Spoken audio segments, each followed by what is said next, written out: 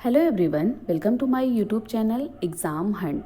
Exam Hunt के इस YouTube channel पर मैं आप सभी का बहुत बहुत स्वागत कर रही हूँ। गाइस, ये जो आज का हमारा वीडियो है ये चाइल्ड डेवलपमेंट एंड पेडागोजी पर बना हुआ है। हम इस सेशन में चाइल्ड डेवलपमेंट एंड पेडागोजी के एक बहुत ही मोस्ट इम्पॉर्टेंट टॉपिक को आपके साथ डिस्कस करेंगे और मैं ये पूरी कोशिश करूँगी कि मैं आपके साथ जो topic child development and pedagogy का डिस्कस कर रही हूँ उससे रिलेटेड जितनी भी इम्पॉर्टेंट बातें हैं आपके एग्ज़ाम के पॉइंट ऑफ व्यू से, वो सारी बातें मैं आपको बताऊं। फिर भी अगर कहीं पे आपको कोई भी डाउट लगता है, कोई भी कन्फ्यूज़न लगता है, तो आप वो चीज़ मेरे से कमेंट बॉक्स में ज़रूर पूछ लीजिएगा कि मैम ये पॉइंट हमें नहीं समझ में आया। मैं कोशिश करूँगी कि आपके जो भी डाउट्स हैं उनको भी मैं क्लियर करूं। और हाँ, अगर आपको वीडियो पसंद आता है, आपको लगता है कि हाँ आपके एग्ज़ाम के लिए ये वीडियो हेल्पफुल है, तो आप वीडियो को लाइक करना, चैनल को सब्सक्राइब करना, बेल आइकन दबाना और ज़्यादा से ज़्यादा इसे अपने दोस्तों के साथ शेयर करना आप बिल्कुल मत भूलिएगा। तो चलिए देखते हैं कि आज हम इस सेशन में चाइल्ड डेवलपमेंट एंड पेडागोजी के किस मोस्ट इम्पॉर्टेंट टॉपिक को डिस्कस करने वाले हैं।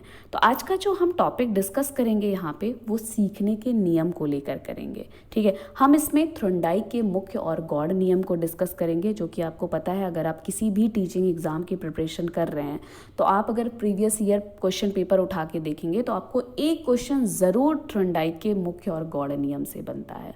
तो चलिए फिर देखते हैं क्या है थ्रोन्डाइक का मुख्य नियम, क्या है थ्रोन्डाइक का गौड़ नियम और उसमें वो क्या क्या बातें करते हैं।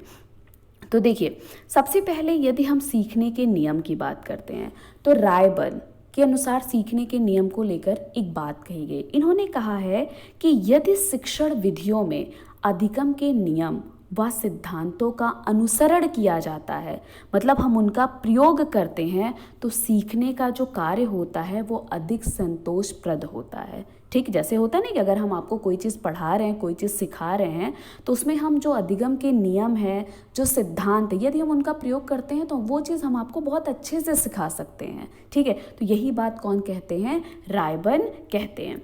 अगला हमारा पॉइंट है मनोवैज्ञानिक E.L. थ्रोन्डाइक, जिन्हें आप प्रथम शैक्षिक मनोवैज्ञानिक कहते हो। अगर आपसे क्वेश्चन पूछा जाए कि प्रथम शैक्षिक मनोवैज्ञानिक कौन है, तो E.L. थ्रोन्डाइक है, जिन्होंने सीखने के कितने नियम दिए थे? 8 नियम दिए थे। मतलब अगर कभी भी आपसे पूछा जाए कि थ्रोन्डाइक ने सीखने के कितने नियम की व्याख्या की थी, तो आपके ऑप्शन में 3 भी दिया रहता, 5 भी दिया रहता, 8 भी दिया जाता है।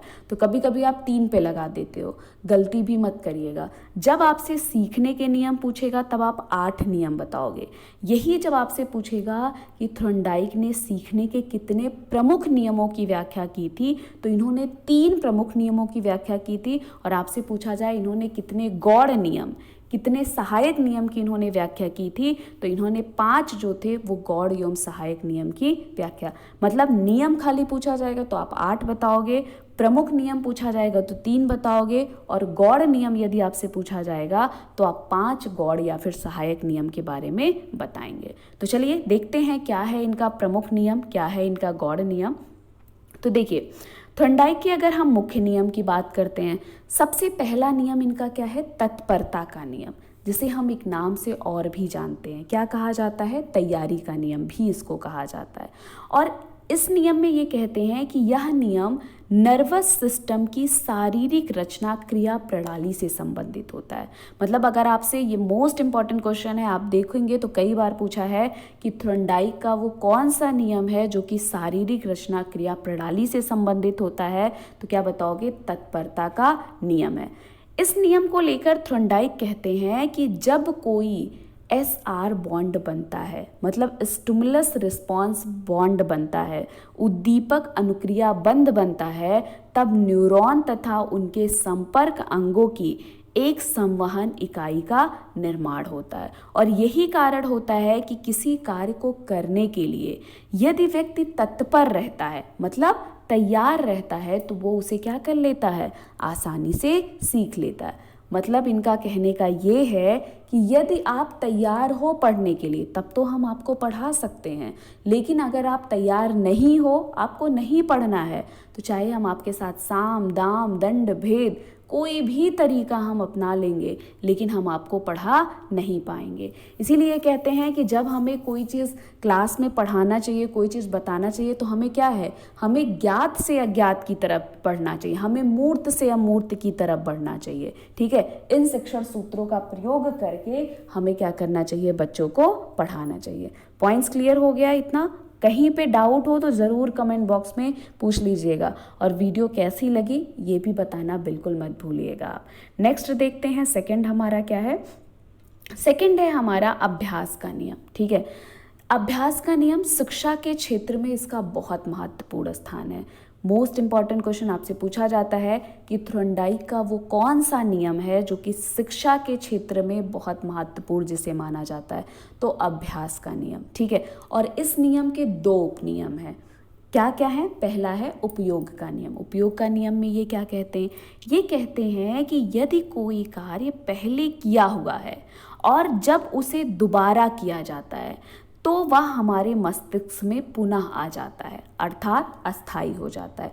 जैसे एग्जाम्पल देते हैं हम आपको, जैसे जब हम आपको देखते हैं ना, आप यमक अलंकार पढ़ते हो, आप उत्प्रेक्षा अलंकार पढ़ते हो, या जब हम आपको कोई भी हिंदी में संज्ञा सर्वनाम क्रिया विशेषण कुछ भी पढ़ाते हैं, तो जब आप उसको स्टार्ट करते हो पढ़ना, ठीक, तो आप जब क्या होते हो कि आपको लगता है कि अच्छा ओ इसको तो हम पहले पढ़े थे, अच्छा कनक कनक ते सौगुनी, इसको तो हम बचपन से पढ़ते आ रहे हैं, कहते हो ना, क्या कि आपने वो कार्य पहले किया था, आपने वो चीज़ पहले पढ़ा था, और वो आपके मस्तिष्क में दोबारा जब आप उसको फिर से रिकॉल कर रहे हो, आप फिर से उसको पढ़ रहे हो, तो वो आपके मस्तिष्क में पुनः आ जाता है। ठीक है, आता है कि नहीं आता है, तो वो आपको क्या हो जाता है, फिर अस्थाई हो जाता है। जैसे कभी या फिर कोई मैथ्स का क्वेश्चन करते हो, जब आप उसको करना शुरू करते हैं तो अच्छा आता है कि अच्छा ओहो हमने इस तरह से ये क्वेश्चन किया था, फिर आपके दिमाग में वो जो बचपन में पढ़े रहते हो वही सब आपके माइंड में आता है, और वो आप उसको करने लगते हो।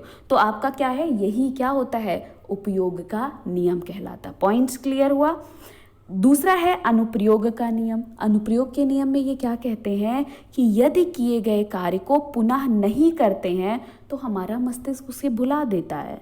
मतलब जब आप उस पर अभ्यास करेंगे ही नहीं उस चीज़ पे, तो धीरे धीरे आपको वो चीज़ भूल जाएगा, आपको वो चीज़ कभी नहीं याद रहेगा कि अच्छा इसको ऐसे भी पढ़ना है, इसको ऐसे भी करना है।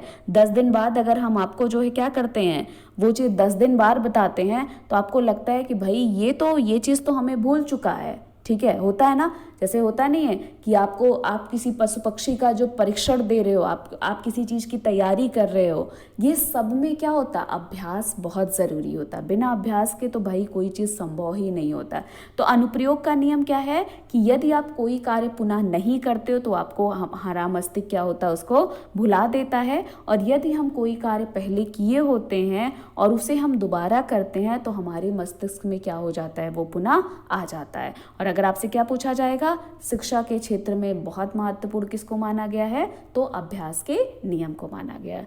थर्ड हमारा क्या है, प्रभाव का नियम। अब प्रभाव के नियम में ये क्या कहते हैं कि जब किसी उद्दीपक तथा अनुक्रिया के मध्य कोई ऐसा परिवर्तन बंधन बनता है, ठीक है, जिसके साथ अथवा उपरांत संतोष प्रद परिस्थिति उत्पन्न होती है, और जब किसी अनुक्रिया के करने से सुखद आपको अनुभूति होती है, तो जो आपका SR बॉन्ड होता है वो क्या हो जाता है, सुदृढ़ हो जाता है। ठीक है, जिसमें ये कहते हैं कि इसमें इस नियम का सबसे अच्छा उदाहरण क्या है, पुरस्कार एवं दंड है। आपसे ये मोस्ट इंपॉर्टेंट क्वेश्चन आपसे पूछा जाता है कि पुरस्कार एवं दंड की व्यवस्था किस नियम का उदाहरण है, थॉर्नडाइक के, तो प्रभाव के नियम है। और इसके लिए एक बात और याद रखिएगा, इसको संतोष और असंतोष का नियम भी कहते हैं। मतलब ये कहते हैं ना कि अगर हम कोई काम करते हैं और हमें उसका एक पॉजिटिव रिस्पॉन्स मिलता है तो हमारे अंदर क्या होता है, एक हमें सुखद अनुभूति होती है, वो भी हमें प्रभावित करता है।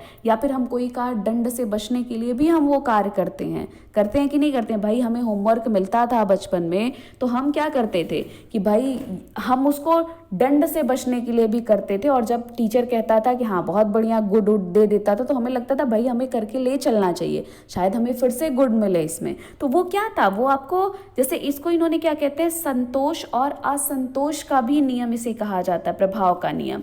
पुरस्कार से संतोष की प्राप्ति होती है और दंड से आपके अंदर क्या होती है, असंतोष की प्राप्ति होती है। और एक और सबसे मोस्ट इंपॉर्टेंट क्वेश्चन प्रभाव के नियम से अगर आपसे पूछा जाएगा, स्किनर का जो सिद्धांत है वो थॉर्नडाइक के किस नियम पर आधारित है, तो स्किनर का जो सिद्धांत है वो थॉर्नडाइक के प्रभाव के नियम पर क्या है, आधारित है। याद रखिएगा, बहुत मोस्ट इंपॉर्टेंट क्वेश्चन है। तो क्या क्या, पुरस्कार एवं दंड की व्यवस्था किसका अच्छा उदाहरण है, प्रभाव के नियम से। संतोष या असंतोष का नियम किसे कहते हैं, प्रभाव के नियम से। पुरस्कार से हमें किस चीज़ की प्राप्ति होती है, संतोष से, और दंड से हमें असंतोष की प्राप्ति होती है। Points clear. थर्ड, अगला देखते हैं। अगला हमारा क्या है, सीखने के गौड़ नियम क्या कहते हैं। बहुत ध्यान से देखिएगा इसको, अगर कहीं पे कोई भी कंफ्यूजन होगा तो आप ज़रूर पूछ लीजिएगा। अब देखिए, पहला हमारा पॉइंट है बहु अनुक्रिया का नियम। बहु अनुक्रिया मतलब ही कुछ समझ में आ रहा है कि बहुत सारी अनुक्रिया की बात कर रहा है। मतलब यहाँ पे क्या कहते हैं कि कई प्रकार से, जैसे आप अगर किसी कार्य को करते हो ना, अगर आप किसी कार्य को करते हैं तो आपको अगर एक जिस तरह से वो काम कर रहे हैं उससे सफलता नहीं मिलती है, तो आप उसको दूसरी तरह से करने की कोशिश करते हो। मतलब किसी कार्य को करने के लिए बहुत सारी अनुक्रिया करना, साम दाम दंड भेद सारे तरीके अपनाकर उस कार्य को पूरा करना, वही आपका क्या कहलाता है, बहु अनुक्रिया का नियम कहलाता। पॉइंट क्लियर हो गया। मतलब क्या हो गया, कई प्रकार की प्रतिक्रिया को अपनाना किसी कार्य को पूर्ण करने के लिए, वो आपका बहुअनुक्रिया का नियम है। मनोवृत्ति, मनोवृत्ति मतलब मन और मेहनत, मतलब जैसी आपकी मानसिक स्थिति होगी, मनोवृत्ति मतलब मानसिक स्थिति, वैसी ही आपको क्या मिलेगी, सफलता मिलेगी। जैसे आपने कहते लोगों को सुना होगा ना कि अगर आपने ये सोच ही लिया भैया हम फेल ही होंगे, तो समझ लेना कि आपके दिमाग में वो 50% आप फेल हो चुके हो। लेकिन अगर आप हमेशा अपने अंदर एक पॉजिटिव भावना रखोगे कि हाँ बिल्कुल मैं कर सकता हूँ, मैं कर सकती हूँ, तो आप नहीं भी अगर कर पाएंगे उस चीज़ को तब भी कर ले जाएंगे। तो मनोवृत्ति का मतलब होता है कि आपकी मानसिक स्थिति, जैसी आपकी मानसिक स्थिति होगी वैसी ही आपको क्या मिलती है, सफलता मिलती है। थर्ड हमारा है आंशिक क्रिया का नियम। अब इसमें पता चल रहा है कुछ अंश अंश की बात किया जा रहा है। इसमें कहता है कि अगर आपके सामने कोई कार्य है तो आप उसको छोटे छोटे भागों में बांट लीजिए। आप उसको अगर बड़ा नहीं कर पा रहे हैं तो आप उसको, तो आंशिक क्रिया मतलब किसी कार्य को आप छोटे छोटे भागों में बांट कर उस कार्य को करिए, वही आपका क्या कहलाता है, आंशिक क्रिया का नियम कहलाता है। फोर्थ हमारा है सादृश्यता का नियम। ठीक है, सादृश्यता का नियम मतलब इसको हम एक नाम से जानते हैं, अनुरूपता का नियम भी कहते हैं। जैसे कहते हैं ना कि अगर हम कोई कार्य पुराना किए हैं और उस कार्य को करने से हमें सफलता मिली है, तो जब हम पुनः हमें उस तरह का कार्य करना होता है तो एक बार हम जो पिछला वाला जिस तरह से कार्य किए होते हैं ना, उस तरह से कार्य करने की कोशिश करते हैं। जैसे मान लीजिए आपने सीटेट की प्रिपरेशन की है, ठीक है, आपको कोई बुक पढ़े हो आप और आपकी बुक ने काफ़ी आपका हेल्प किया, बहुत सारे क्वेश्चन उससे फंसे, तो आप जब दोबारा फिर अगर सीटेट का एग्ज़ाम दोगे तो आप फिर से उसी बुक से पढ़ने की कोशिश करेंगे कि अच्छा ये बुक से हमें बहुत सारे क्वेश्चन फंसेंगे। कोई पूछेगा तो आप वही बताओगे भाई वो वाली बुक पढ़ लो, उससे बहुत सारे क्वेश्चन फंसते हैं। तो वही आपका क्या कहलाता है, सादृश्यता का नियम कहलाता है। मतलब किसी पुराने कार्य किए गए कार्य से आपको जो सफलता मिलती है उसी के आधार पर नया कार्य करना। साहचर्यात्मक रूपांतरण का नियम, जिसे हम कहते हैं संबंध परिवर्तन का नियम, जिसे आप कहते हो साहचर्य का नियम। मतलब इसमें कहा जाता है कि आप क्या करिए, अपने परिस्थिति में परिवर्तन कर दीजिए। मतलब आपको, यदि आप कोई कार्य कर रहे हो और उस कार्य को जिस तरह से आप कर रहे हो उस तरह से करने से आपको क्या हो रहा है, वो रिस्पॉन्स नहीं मिल पा रहा है, तो तुरंत आप अपने कार्य में क्या कर दीजिए, परिवर्तन कर दीजिए। ठीक है, तो वही आपका क्या कहलाता है, रूपांतर का मतलब ही होता है ना परिवर्तन। तो आप अपने कार्य में जो परिवर्तन कर देते हैं वही आपका क्या कहलाता है, साहचर्यात्मक रूपांतरण नियम कहलाता है। तो ये था सीखने का प्रमुख नियम और सीखने के गौड़ नियम के बारे में जो थॉर्नडाइक ने बताया था।